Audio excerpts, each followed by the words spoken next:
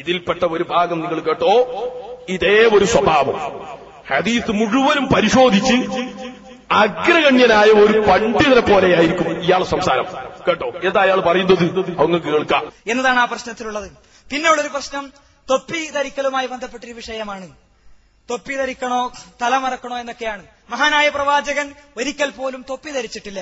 അദ്ദേഹം തലമറക്കുക എന്ന രീതി അദ്ദേഹത്തിനുണ്ടായിരുന്നു. ശരി, ഈ വിഷയത്തിൽ നമ്മുടെ നിലപാട് എന്താണ്? ഒരിക്കലും തലപ്പാവ് ധരിക്കുന്ന തലമറക്കുന്ന ഒരാളെ തലമറച്ചു എന്നതുകൊണ്ട് ചീത്ത പറയാൻ നമ്മൾ ആളുകളല്ല. ഒരിക്കലും തലമറക്കുന്ന ആളുകൾ മോശക്കാരാണെന്നോ അല്ലെങ്കിൽ തലമറക്കുന്ന പ്രവർത്തനം മോശമാണെന്നോ നമ്മൾ പറയില്ല. ഒരുപക്ഷെ ആ തലപ്പാവ് ധരിച്ച വ്യക്തിയെ സംബന്ധിച്ചിടത്തോളം, അദ്ദേഹത്തിന്റെ ആദർശത്തെ സംബന്ധിച്ചിടത്തോളം നമ്മൾ വിമർശനങ്ങൾ ഉന്നയിക്കാം. എന്നാൽ ഈ വിഷയത്തിലുള്ളത് ഇതിന് ആദിയായ സുന്നത്ത്, പ്രവാചകന്റെ നാട്ടുചര്യനുസരിച്ചുള്ള സുന്നത്തി എന്ന നിലക്കാണ് പണ്ഡിതന്മാർ എണ്ണിയത്. പ്രവാചകൻ ഒട്ടകത്തിൽ പോയിരുന്നു, ഒട്ടകത്തിന്റെ പുറത്ത് പോയിരുന്നു. അതുപോലെ തന്നെ പ്രവാചകൻ കാരക്ക കഴിച്ചിരുന്നു. ഇതുപോലത്തെ ഒരു ചര്യ എന്ന നിലക്കാണ് പണ്ഡിതന്മാർ അതിനെ എണ്ണുകയും വീക്ഷിക്കുകയും ചെയ്തിരിക്കുന്നത്. പക്ഷേ ഒരു മനുഷ്യൻ ഈ വിഷയത്തിൽ മുഹമ്മദ് നബിയോടുള്ള അടങ്ങാത്ത സ്നേഹം കൊണ്ടത് ചെയ്താൽ പുണ്യം കിട്ടില്ലെന്ന് പറയാൻ നമ്മൾ ആളുകളല്ല. അതുകൊണ്ട് തന്നെ ആധികാരികമായ ഒരു വിഷയം എന്ന നിലക്ക് കൂടുതൽ നിങ്ങൾ പണ്ഡിതന്മാരോട് അന്വേഷിക്കേണ്ടതാണ്. അപ്പൊ ഇത് പഠിച്ചിട്ട് പോരായിരുന്നോ പറയാൻ? പിന്നെ ലാസ്റ്റ് പണ്ഡിതന്മാരെ ഏൽപ്പിക്കണോ? നിങ്ങളിൽ നിന്ന് അതിന്റെ മറുപടി വ്യക്തമായി കിട്ടുമെന്ന നിലക്കാണ് നിങ്ങൾ ഏൽപ്പിച്ചത്. അപ്പൊ നോക്കുമ്പോ കൂടെ പറഞ്ഞിട്ട് ആകെ നാശാക്കി. നിങ്ങൾ കേട്ടോ, തുടക്കം തന്നെ പറയുന്നത് നബി സല്ലല്ലാഹു അലൈഹി വസല്ലമ തങ്ങൾ തൊപ്പി ധരിച്ചിട്ടില്ല, പക്ഷെ തലമറക്കുന്ന ഏർപ്പാട് അദ്ദേഹത്തിനുണ്ടായിരുന്നു. ഈ തൊപ്പി എന്ന് പറഞ്ഞാൽ പിന്നെ എവിടെ മറക്കുന്ന സാധന? അതാ തിരിയാത്തത്. നിങ്ങൾ പറയും, അത് നൂടിട്ടൊരു കേൾക്കട്ടെ, ജനങ്ങൾ നന്നായി കേൾക്കട്ടെ. മഹാനായ പ്രവാചകൻ ഒരിക്കൽ പോലും തൊപ്പി ധരിച്ചിട്ടില്ല. അദ്ദേഹം തലമറക്കുക എന്ന രീതി അദ്ദേഹത്തിനുണ്ടായിരുന്നു. മഹാനായ പ്രവാചകൻ ഒരിക്കൽ പോലും തൊപ്പി ധരിച്ചിട്ടില്ല. അദ്ദേഹം തലമറക്കുക എന്ന രീതി അദ്ദേഹത്തിനുണ്ടായിരുന്നു. കേട്ടില്ലേ? തലമറക്കുന്ന ഏർപ്പാട് അദ്ദേഹത്തിന് കിട്ടാ. ഇസ്ലാമിക ശരീഅത്ത് കൊണ്ടല്ലേ കളിക്കുന്നത്. നാവിനെ പടച്ചുറപ്പ് വായിക്കി കൊടുക്കോ എന്ന് മനസ്സിലാക്കി. ലോക മുസ്ലിമീങ്ങളുടെ ഈമാൻ നഷ്ടപ്പെടാനുള്ള സ്വഭാവമല്ലേ എടുക്കുന്നത്. ആരാളെന്നറിയോ? താജുദ്ദീൻ സലാഹി. കോട്ടക്കൽ സംവാദം കേട്ട ആളുകൾക്ക് മനസ്സിലാക്കാൻ കഴിയും. കൂടെ ഇരുന്നിരുന്ന ആളാ, ഒരക്ഷരം പറയാൻ എണീക്കാത്ത മൗലവി. കാരണം പാണ്ഡിത്യത്തിന്റെ ഊക്കൊണ്ട് അങ്ങനെ എണീക്കാൻ പറ്റൂലല്ലോ. കുറച്ചു കൂടിയാൽ അങ്ങനെയുള്ളൂ. നിങ്ങൾ മനസ്സിലാക്കണം, റസൂലുള്ളാഹി തങ്ങൾ തൊപ്പി ധരിച്ചിട്ടില്ല. മൂപ്പർ ആ സദസ്സിൽ പോയി വിദ്യാർത്ഥിയായി പോന്ന വൈകിയ പറച്ചിൽ കേട്ടാൽ നബി തങ്ങളെ. പക്ഷെ തലമറക്കുന്ന ഏർപ്പാടുണ്ടായിരുന്നു അവനും. അപ്പോഴാ സംശയം വരുന്നത്, ഈ തൊപ്പി എന്ന് പറഞ്ഞാൽ എവിടെ ധരിക്കുന്ന സാധനമാണെന്ന്. അത് ഞങ്ങൾക്ക് തിരിയുന്നില്ല. എന്നിട്ട് പറയാണ്, അങ്ങനെ തൊപ്പി ധരിച്ച തലമറച്ച ആളുകൾക്ക് അത് മുഖേന പ്രവാചകനോടുള്ള സ്നേഹം മുഖേന അങ്ങനെ ചെയ്തു എന്നതുകൊണ്ട് പുണ്യം കിട്ടുമെന്ന് പറയാൻ ഞങ്ങൾ ആളുകളില്ല. അഥവാ അങ്ങനെ ഞങ്ങൾ പറയൂല, പുണ്യം കിട്ടുമെന്ന് ഞങ്ങൾ പറയൂല. പക്ഷേ ഒരു മനുഷ്യൻ ഈ വിഷയത്തിൽ മുഹമ്മദ് നബിയോടുള്ള അടങ്ങാത്ത സ്നേഹം കൊണ്ടത് ചെയ്താൽ പുണ്യം കിട്ടില്ലെന്ന് പറയാൻ നമ്മൾ ആളുകളല്ല. പക്ഷേ ഒരു മനുഷ്യൻ ഈ വിഷയത്തിൽ മുഹമ്മദ് നബിയോടുള്ള അടങ്ങാത്ത സ്നേഹം കൊണ്ടത് ചെയ്താൽ പുണ്യം കിട്ടില്ലെന്ന് പറയാൻ നമ്മൾ ആളുകളല്ല. എന്നാൽ നിങ്ങൾ പറഞ്ഞിട്ടുണ്ടല്ലോ, തൊപ്പി ധരിച്ചാലും തലമറച്ചാലും പുണ്യം കിട്ടുമെന്ന് നിങ്ങൾ പറയാൻ ആളുകളല്ലെന്ന് പറഞ്ഞാൽ പറ്റൂല. നിങ്ങൾ മുമ്പ് പറഞ്ഞതാണ് കേട്ടോ. അൽമനാറിലൂടെ മുജാഹിദിന്റെ നേതാക്കൾ എഴുതി പഠിപ്പിക്കുകയാണ്. ഒരു ചെറിയ ഉദാഹരണം പറയാം. മുസ്ലിമീങ്ങൾക്ക് തങ്ങളുടെ തലമറക്കൽ തൊപ്പി കൊണ്ടോ തലപ്പാവ് കൊണ്ടോ എന്തുകൊണ്ടായാലും വേണ്ടില്ല, സുന്നത്താണ്. സുന്നത്ത് എന്ന് പറഞ്ഞാൽ എന്താ? പുണ്യം കിട്ടുന്ന അമലാണ്. അപ്പൊ പിന്നെ ആളുകളല്ലെന്ന് പറഞ്ഞു ഒഴിഞ്ഞാ പറ്റൂല. മുമ്പ് പറഞ്ഞത് ജനങ്ങളുടെ കയ്യിലുണ്ടെന്ന് മനസ്സിലാക്കിക്കൊള്ളണം. അതുകൊണ്ട് ഞങ്ങൾ മനസ്സിലാക്കുന്നത് എന്താണ്? നിലനിൽപ്പില്ലാത്ത ആശയങ്ങളുടെ ഒരു പ്രത്യേകമായ സമാഹാരമാണ് മുജാഹിദ് പ്രസ്ഥാനം. ഒരു സമയത്ത് സുന്നത്താണെന്ന് പറയുന്നു, അൽമനാറിൽ മാത്രമാണെന്നാണ് നിങ്ങൾ മനസ്സിലാക്കിയത്. എന്നാൽ ഇവരുടെ നേതാവായ ഉമർ മൗലവി, ആരാണ് ഉമർ മൗലവി എന്ന് ഞാൻ പിന്നീട് നിങ്ങൾക്ക് അറിയിച്ചു തരാനിരിക്കുന്നു. കേട്ടോ, ഉമർ മൗലവി തന്റെ സൽസബീലിലൂടെ പറയുകയാണ്. ഏതാണ് സൽസബീൽ എന്ന് നിങ്ങൾ പഠിക്കണം. ഉമർ മൗലവിയുടെ ഒരു മൗലിദുണ്ട്. ആ മൗലിദിൽ ഉമർ മൗലവിയുടെ മഹത്വം പറഞ്ഞിട്ട് അവസാനം പറയുകയാണ്, മുള്ളുകൾ താണ്ടി തെളിയിച്ച പാതക്കു സൽസബീൽ എന്ന പേരെത്രേ മഹത്വരും. ജവാബൊന്നും ചെല്ലണ്ട. അപ്പോ സൽസബീല് എന്ന് പറയുന്ന ഒരു മഹത്തായ ഗ്രന്ഥത്തിന്റെ ഉടമസ്ഥനാണ് ആര്? നേതാവ് ഉമർ മൗലവി. ആ ഉമർ മൗലവി സൽസബീലിൽ പറയുന്നത് എന്താണ്? അതുകൊണ്ട് ഞാൻ ഈ വിഷയത്തിൽ ഉറച്ചു നിൽക്കുന്നു, തലമറക്കൽ നബിയുടെ സുന്നത്താണെന്ന് പറയുന്നു. സൽസബീലിലായി എഴുതി വെക്കുന്നത്.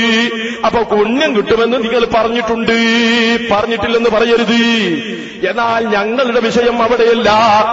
ഞങ്ങളത് നേരത്തെ സുന്നത്താണെന്ന് പറയുന്നവരാണ്.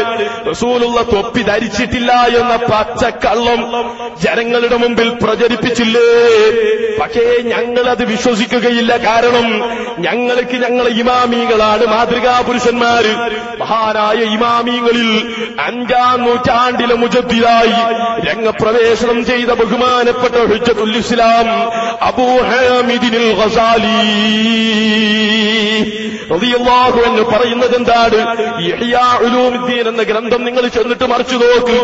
ആ ഗ്രന്ഥത്തിൽ കാണാം, വകാന യൽബസുൽ ഖലാനിസ തഹ്തൽ അമായിം. നബി സല്ലല്ലാഹു അലൈഹി വസല്ലം തങ്ങൾ തൊപ്പി ധരിച്ചിരുന്നു, അതിന്റെ മുകളിൽ തലപ്പാവ് കെട്ടിയിരുന്നു. എന്ത്? നബി തങ്ങൾ തൊപ്പി ധരിച്ചിരുന്നു, അതിന്റെ മുകളിൽ തലപ്പാവും കെട്ടിയിരുന്നു. തലപ്പാവുകൾക്കടിയിലായി തൊപ്പി ധരിക്കുന്ന ആളായിരുന്നു മുഹമ്മദ് റസൂലുള്ളാഹി സ്വല്ലല്ലാഹു അലൈഹി വസല്ലം. വബിഗൈരി ഇമാമത്തിൻ, തലപ്പാവില്ലാതെ വെറും തൊപ്പിയും നബി സല്ലല്ലാഹു അലൈഹി വസല്ലം തങ്ങൾ ധരിച്ചിരുന്നു. എന്നിട്ട് പച്ച കള്ളം പറയല്ലേ? ജനങ്ങളെ കബളിപ്പിക്കുകയല്ലേ? മനുഷ്യരുടെ മനസ്സിലുള്ള ഈമാൻ നശിപ്പിക്കുകയല്ലേ ചെയ്യുന്നത്? ഇവരെ അംഗീകരിക്കണമെന്നാണോ? വ്യക്തിപരമായി ഒരാളോടും നമുക്ക് എതിർപ്പില്ല. താജുദ്ദീൻ സലാഹി എന്നെ അടിച്ചിട്ടില്ല, ഞാൻ അങ്ങോട്ട് അടിച്ചിട്ടില്ല. എനിക്ക് 5 പൈസ അയാൾ ഇങ്ങോട്ട് തരാനില്ല, ഞാൻ അങ്ങോട്ട് കൊടുക്കാനില്ല. പിന്നെ വ്യക്തിപരമായി ഞങ്ങൾക്കൊരു വൈരാഗ്യമില്ല. പക്ഷേ ആദർശത്തിന്റെ വിഷയത്തിൽ ഒരിക്കലും സമ്മതിക്കാൻ പറ്റാത്ത വിധം പച്ചക്കള്ളം പരിശുദ്ധ ദീനുൽ ഇസ്ലാമിൽ കെട്ടിയുണ്ടാക്കി അതുമായി രംഗപ്രവേശനം ചെയ്താൽ മുസ്ലിം ലോകത്തിന് അംഗീകരിക്കാൻ സാധിക്കുകയില്ല. എന്റെ പ്രിയപ്പെട്ട മുസ്ലിമീങ്ങളെ മനസ്സിലാക്കണം. കേട്ടോ നിങ്ങൾ? ഇത് പറഞ്ഞിട്ട് അവസാനം ഇത് ബഹുമാനപ്പെട്ട ഇമാം ഗസാലി തങ്ങളാണ് പറഞ്ഞിട്ടുള്ളത്. എന്നാൽ ഇസ്ലാഹി പ്രസ്ഥാനത്തിന്റെ പതാകവാഹകനായി ഇബ്നു തൈമിയ്യയ്ക്ക് ശേഷം രംഗപ്രവേശനം ചെയ്ത നേതാവാണ് ഇബ്നു ഖയ്യിമുൽ ജൗസി എന്ന് പറഞ്ഞില്ലേ? അവരുടെ ഇസ്ലാഹി പ്രസ്ഥാന ചരിത്രത്തിന് ആമുഖം എന്ന് പറയുന്ന കേരള നദ്വത്തുൽ മുജാഹിദീൻ പ്രസിദ്ധീകരിക്കുന്ന പുസ്തകത്തിൽ നിന്ന് ഞാൻ വായിച്ചില്ലേ? ആ പുസ്തകത്തിൽ വളരെ വ്യക്തമായി പേരെടുത്ത് തന്റെ ഗ്രന്ഥമായി പുകഴ്ത്തി പറഞ്ഞ സാദുൽ മആദ് എന്ന ഗ്രന്ഥമുണ്ട്. അത് വളരെ ബഹുമാനമുള്ള ഗ്രന്ഥമായിട്ട് ഇബ്നു ഖയ്യിമുൽ ജൗസിയുടെ ഗ്രന്ഥമായി അവർ ആ പുസ്തകത്തിൽ വിശേഷിപ്പിക്കുന്നുണ്ട്. എന്നാൽ ഞാൻ പറയുന്നു, ആ ഇബ്നു ഖയ്യിമുൽ ജൗസിയുടെ ആ പുസ്തകത്തെ സംബന്ധിച്ച് ഞാൻ പറയാം. ആ പുസ്തകത്തിലുള്ള ഒരു ആശയമാണ് ഞാൻ വായിക്കുന്നത്. അതിനു മുമ്പ് ആ പുസ്തകത്തെ സംബന്ധിച്ച് അവർ പറയുന്നത് എന്താണെന്ന് കേട്ടോ. ഇബ്നു ഖയ്യിം ഇസ്ലാഹി പ്രസ്ഥാനത്തിന്റെ പതാകവാഹകനായി. ഇബ്നു ഖയ്യിം ആരായി? ഇസ്ലാഹി പ്രസ്ഥാനത്തിന്റെ പതാകവാഹനായി. എന്നിട്ടോ ഹിജ്റ 691 ഡമസ്കസിൽ പൂജാതനായി. ഹിജ്റ 751 നിര്യാതനായ ഈ മഹാപണ്ഡിതന്റെ സാദുൽ മആദ് എന്ന ഗ്രന്ഥം ഖുർആനിന്റെയും സുന്നത്തിന്റെയും അടിസ്ഥാനത്തിൽ ഇസ്ലാമിക വിധികൾ കണ്ടുപിടിക്കാനുള്ള ഏറ്റവും വിശ്വസനീയമായ അടിസ്ഥാന രേഖയായി ഗണിക്കപ്പെടുന്നു. ഏത് ഗ്രന്ഥം? സാദുൽ മആദ് എന്ന ഗ്രന്ഥം. എന്നാൽ എന്റെ പ്രിയപ്പെട്ട മുജാഹിദുകളെ, തെറ്റിദ്ധരിച്ചുപോയ മുജാഹിദിന്റെ പ്രവർത്തകരെ, ഞാൻ പറയുന്നു, ആ ഗ്രന്ഥത്തിൽ തന്നെയാണ് ഞാൻ വായിക്കുന്നത്. പരിശുദ്ധ ഖുർആനിന്റെയും തിരുസുന്നത്തിന്റെയും തനിമയാർന്ന ആദർശം എഴുതി വെച്ചിട്ടുള്ള ഇബ്നു ഖയ്യിമുൽ ജൗസിയുടെ ഗ്രന്ഥമില്ലേ? ഏതാണ് ആ ഗ്രന്ഥം? സാദുൽ മആദ്. ആ സാദുൽ മആദ് എന്ന ഗ്രന്ഥത്തിന്റെ 51-ാമത്തെ പേജ് നിങ്ങൾ നോക്കണം.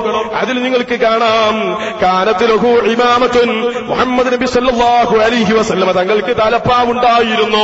വകാന യൽബസുഹാ, നബി തങ്ങൾ തലപ്പാവ് ധരിക്കുന്നവരായിരുന്നു. പാടില്ലായിരുന്നു. വയൽബസു തഹ്തഹൽ ഖലൻസുവാ, ആ തലപ്പാവിന്റെ ഉള്ളിൽ നബിതങ്ങൾ തൊപ്പിയും ധരിക്കുമായിരുന്നു.